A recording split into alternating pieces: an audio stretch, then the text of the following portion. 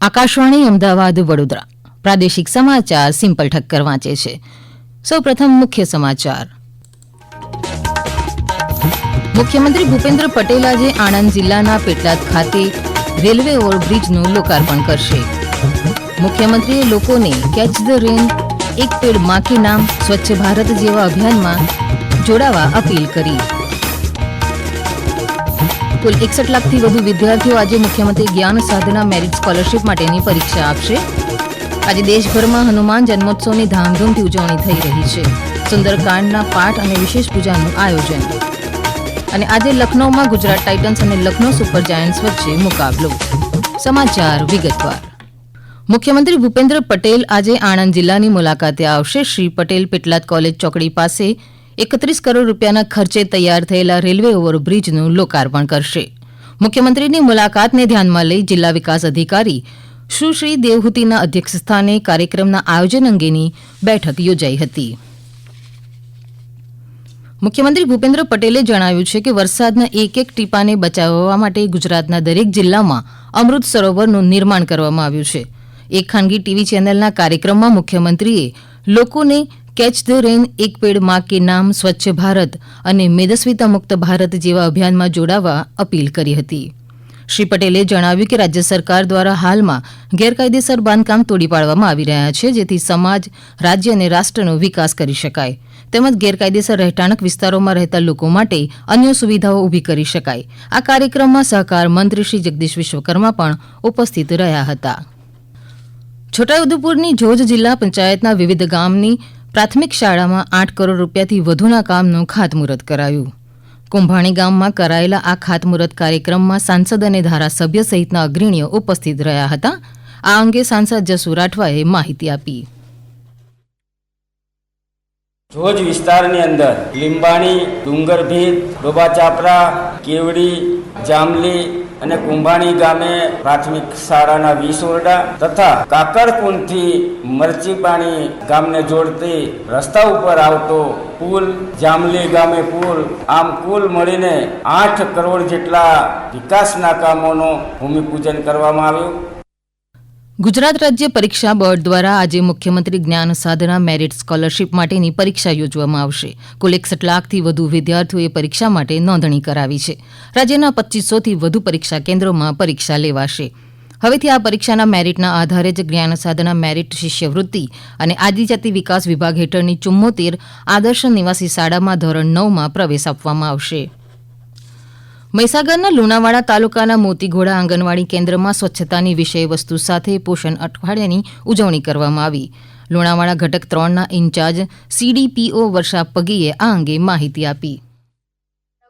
હાથ ધોવાના સ્ટેપ શીખવવામાં આવ્યા. આંગણવાડી અને આજુબાજુના વિસ્તારોની સાફ સફાઈ કરવામાં આવી, તેમજ ગ્રામજનો અને બાળકો સાથે પોષણના શપથ લેવામાં આવ્યા. ગાંધીનગરના સેક્ટર 4માં ગઈ રાત્રે ઇલેક્ટ્રિક ડીપીમાં આગની જાણ થતાં અગ્નિશમન દળના ઘટના સ્થળે પહોંચી હતી. આગને બુઝાવતા સમયે જ બાજુમાં પડેલા ગેસના સિલિન્ડરમાં ધડાકો થતાં અગ્નિશમન દળના 4 કર્મચારીઓ ગંભીર રીતે દાઝી ગયા હતા. તેઓને તાત્કાલિક હોસ્પિટલમાં ખસેડવામાં આવ્યા હતા, જેમાંથી 2 કર્મચારીઓને બર્ન ICU સુવિધા માટે અમદાવાદ રિફર કરાયા હતા. હાલ તમામની હાલત સ્થિર હોવાનું જણાવાયું છે.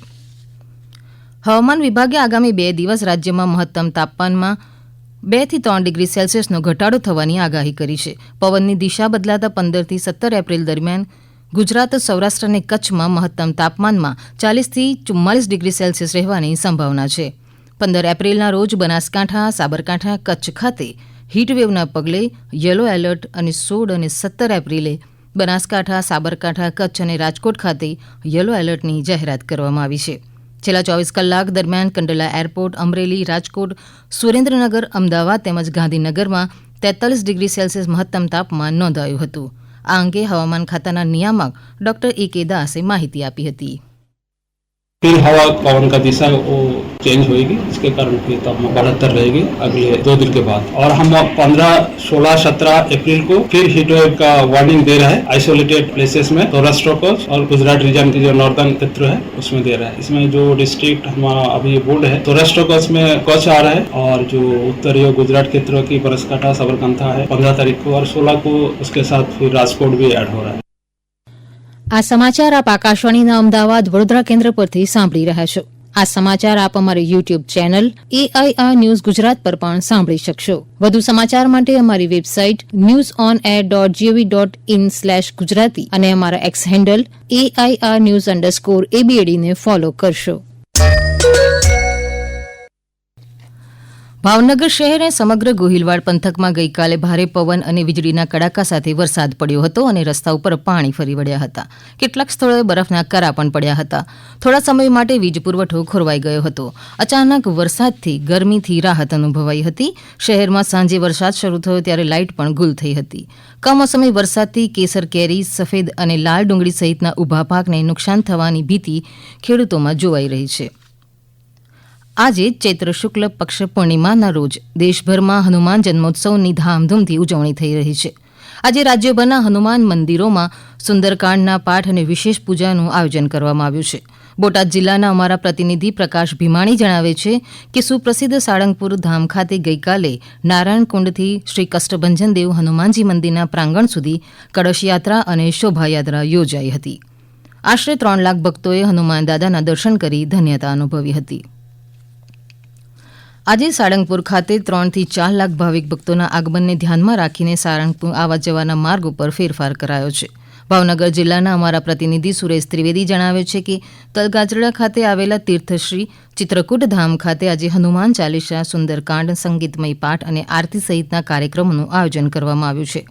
જૂનાગઢ જિલ્લાના અમારા પ્રતિનિધિ સંજીવ મહેતા જણાવે છે કે જગન્નાથ મંદિર સોરઠિયા વાણંદ જ્ઞાતિના જગ્યા ખાતે કિષ્કિંધા સ્વરૂપ હનુમાનજીની અતિ પ્રાચીન મૂર્તિ આવેલી છે. આ પ્રકારની દક્ષિણામુખ હનુમાનજીની મૂર્તિ સમગ્ર ભારતમાં 3 જ સ્થળોએ આવેલી છે. પ્રસ્તુત છે અમારા પ્રતિનિધિનો અહેવાલ. ધર્મનગર જૂનાગઢમાં પણ ઠેર ઠેર પવનપુત્ર હનુમાનજી મહારાજની જન્મ જયંતિ ઉજવાઈ રહી છે. ગિરનારમાં આવેલ લંબે હનુમાન મુખ્ય મંદિરથી લઈ 250 થી 300 જેટલા નાના મોટા હનુમાનજીના મંદિરે બટુક ભોજન, સુંદરકાંડના પાઠ, હનુમાન ચાલીસા યજ્ઞ અને અન્નકૂટ દર્શન સહિતના આયોજનો થયા છે. પરંતુ જૂનાગઢના જગન્નાથ મંદિર ખાતે પ્રાચીન કિષ્કિંધા સ્વરૂપ હનુમાનજી મહારાજ બિરાજી રહ્યા છે.